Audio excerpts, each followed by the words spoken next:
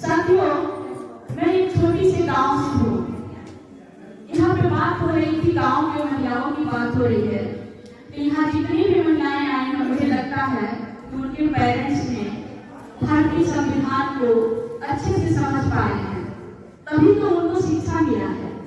लेकिन मैं आपके बीच में खड़ी हूँ, मैं पहली लड़की हूँ जो अपने घर से, अपने गांव से मैं पीजी की हूँ, और समाज की बात करूँ शायद पहली होगी। मैं जिले की बात करूँ, महाराजगंज जिले की, तो शायद अपने समाज की पहली लड़की होगी जो आज 15 से 16 स्टेट में मैं फ्लाइट की सवारी की हूँ।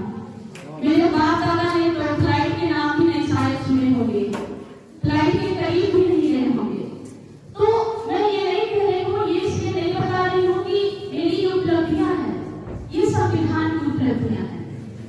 मेरी भी सपना थी, डॉक्टर साहब यहाँ बैठे हैं, मेरी भी सपना थी डॉक्टर बनने की, लेकिन जिंदगी को कुछ और भी मंजूर था। जैसे हमने बायोलॉजी लिया, फर्स्ट ईयर में कदम रखी तो मेरे पिता ने साथ छोड़ दिया। मैंने जिद किया आगे बढ़ने के लिए, तो मेरे शरीर ने साथ छोड़ दिया। मेरी एक्सीडेंट हुआ और जिसमें 50% मेरी हड्डियां टूट गई, और आप अगर देखेंगे तो ये राइट साइड मेरे डबल इसमें राड पड़े हुए हैं, 4 पार्ट में टूट गए, जिसके कारण मैं हमारा डॉक्टर बनने का सपना अधूरा रह गया और मजबूरी हो गई कि मुझे बीए करना पड़ा। मैं यहाँ तक नहीं जानती थी कि लोग मुझसे नफरत क्यों करते हैं। स्कूल में मेरे साथ भेदभाव होता था, तो मुझे नहीं पता था कि लोग आखिर मुझसे नफरत क्यों करते हैं। स्कूल के बच्चे करते हैं, टीचर करते हैं, मेरे साथ बैठना नहीं चाहते हैं, ये चीजें मुझे नहीं पता था।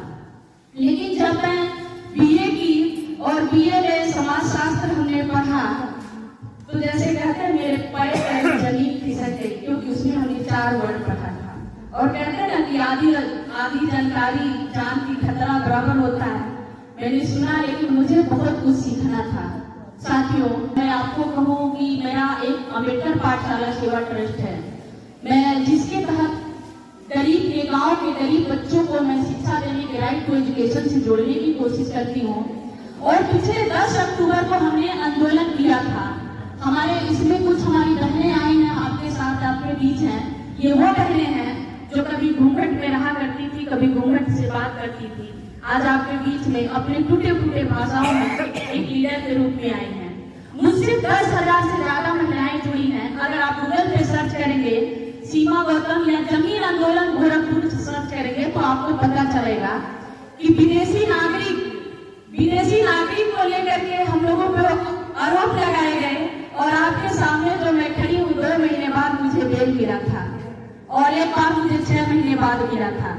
तो ये जो हमने चोरी हत्या नहीं किया, मैंने किसी के घर में डाका नहीं डाली, मैंने कुछ नहीं किया। मैं गांव-गांव जाकर के महिलाओं को मैंने जागरूक करना शुरू किया, और मुझे लगा कि हमारे माँ बाप ने, हमारे महिलाओं ने, आज अगर कहीं उनके पास समस्याएं हैं, तो पुरुष सिर्फ पैसा कमाता है।